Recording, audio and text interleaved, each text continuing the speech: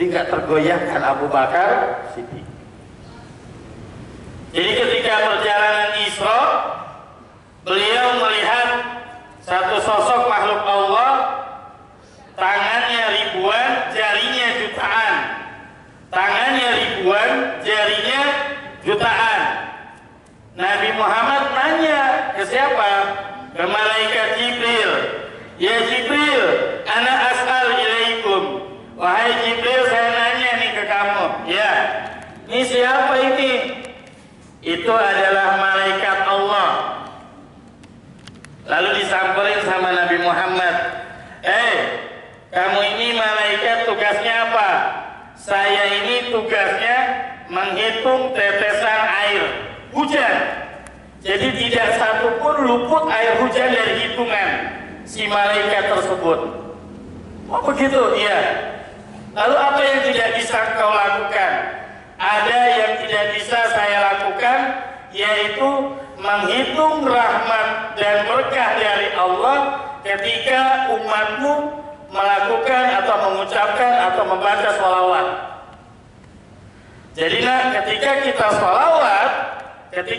sholawat itu rahmat yang bercucuran berserta berkah, malaikat tersebut yang memiliki ribuan tangan dan jutaan jari, la yastati, nggak bisa untuk menghitung curahan rahmat dari Allah.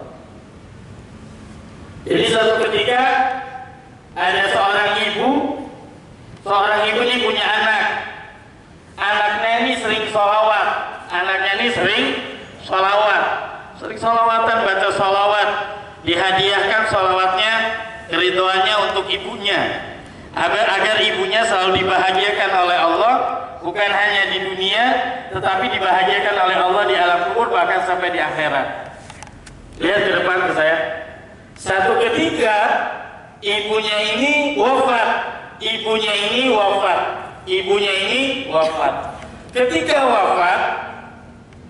Ketika hari wafat ibunya, anaknya tertidur lalu bermimpi. Apa mimpinya? Mimpinya ibunya berada di singgasana tempat yang sangat indah. Lalu ditanya oleh anaknya, wahai ibu, apa yang kau lakukan? Bukankah kau sudah wafat? Ibu sedang menunggu malaikat munkar dan nakir. Lalu kok dua malaikat itu belum datang, ibu? Ternyata dua malaikat munkar dan nakir tidak datang ke ke kubur ibu tersebut. Kenapa? Karena ketika ingin masuk, munkar nakir tidak sanggup masuk karena ada dinding, ada hijab, ada tembok yang menghalangi kedatangan munkar dan nakir. Apa yang menghalangi? Ternyata tembok dinding tersebut adalah sholawat yang dibacakan oleh anaknya, yang diperuntukkan untuk siapa? Untuk ibunya dan ayahnya. Sholawat.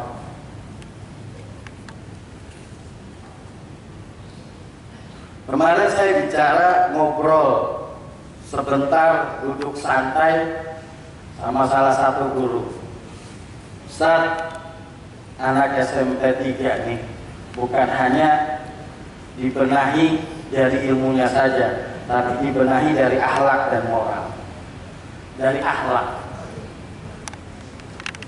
Saya pikir kita saja yang jarang ketemu dengan kalian, kadang kalian maaf kurang begitu berakhlak ke kita. Saya nggak tahu bagaimana kalian akhlak kalian semua orang tua. Pahaminlah. Ada beberapa air yang seorang ibu berikan kepada anaknya, tetapi kita sebagai seorang anak nggak bisa mampu membayar air tersebut yang diberikan kepada ibu kita kepada kita. Yang pertama adalah air ketuban ketika kita sedang dikandung oleh ibu kita. Yang kedua apa? Yaitu air darah ketika kita dilahirkan oleh ibu kita. Nah, pahami, ketika seorang ibu kita melahirkan kita, itu seperti 200 tulang yang dihancurkan secara bersamaan, rela wafat demi kita. Yang ketiga yaitu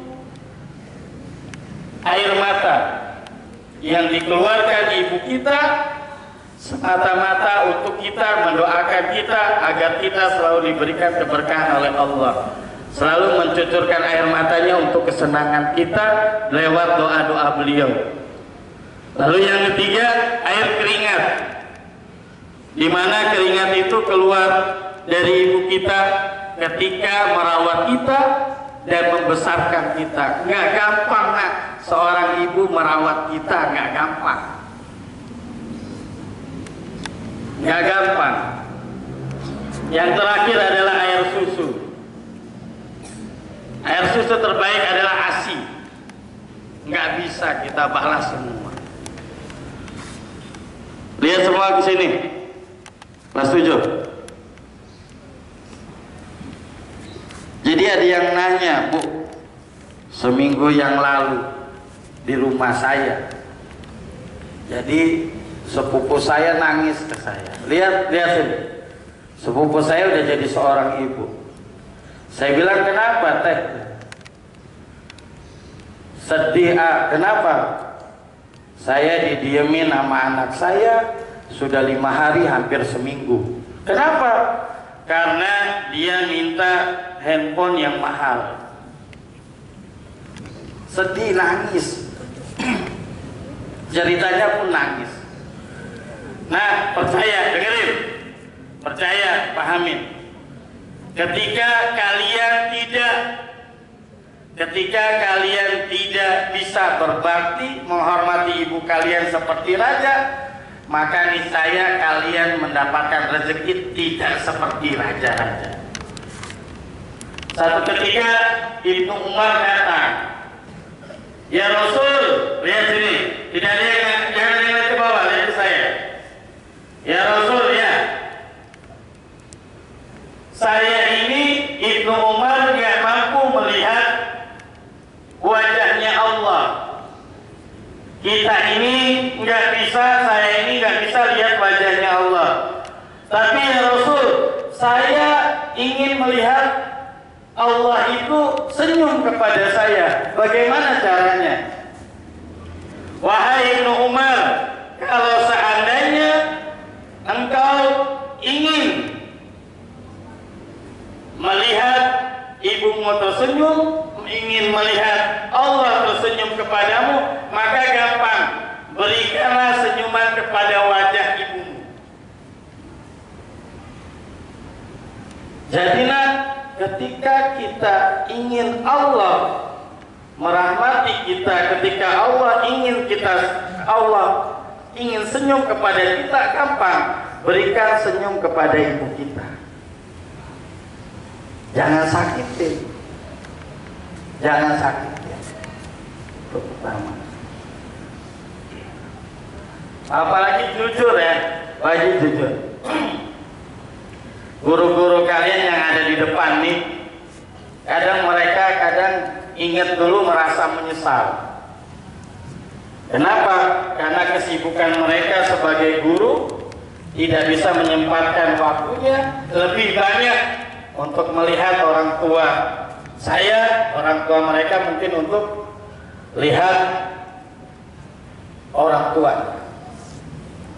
Misalkan siapa pengen lihat ibunya, karena ada tugas yaitu mendidik kalian, mereka tidak sempat.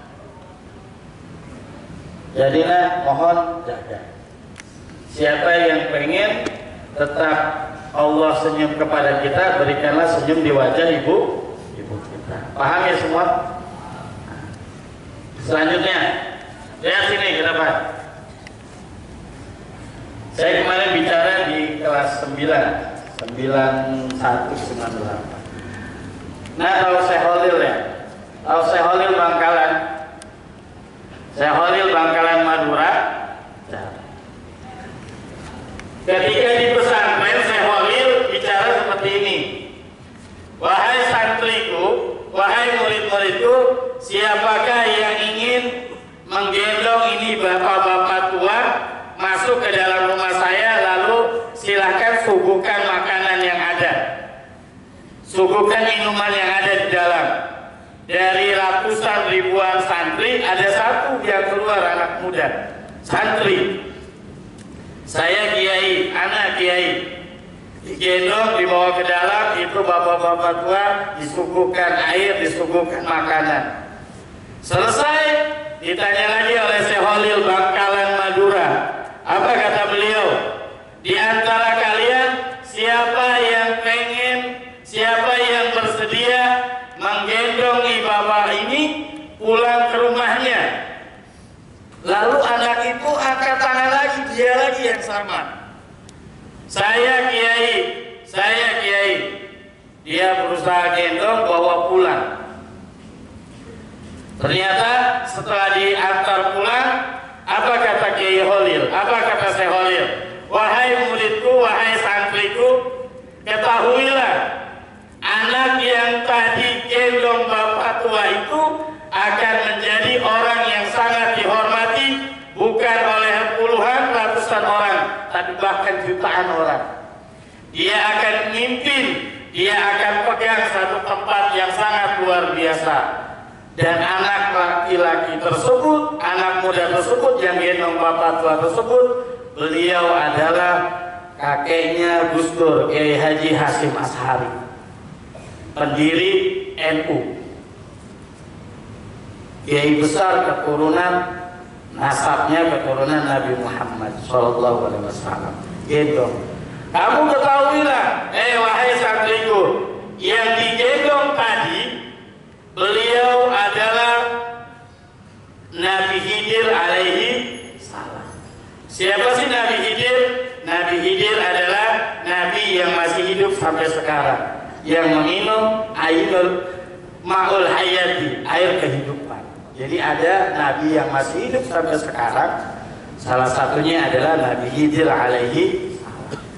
Jadi Kiai Haji Asy'ari ketika nyantri di Madura, Bangkalan, sempat ngegendong bapak-bapak tua. Ternyata bapak-bapak tua itu adalah seorang nabi, yaitu Nabi Khidir alaihi salam. Kamu tahu kesimpulan dari cerita yang saya sampaikan? Jangan pernah bantah perintah guru, laksanakan perintah guru, jaga perasaan guru. Jangan pernah kalian tidak menghargai guru-guru. Hati-hati. Hati, paham semua ya? Yang akhirnya saya mau niatan nih, bareng-bareng kita suatu saat masuk YouTube, kita bacakan Alfiyah si Ais, mana ya? Mana dia? Ais?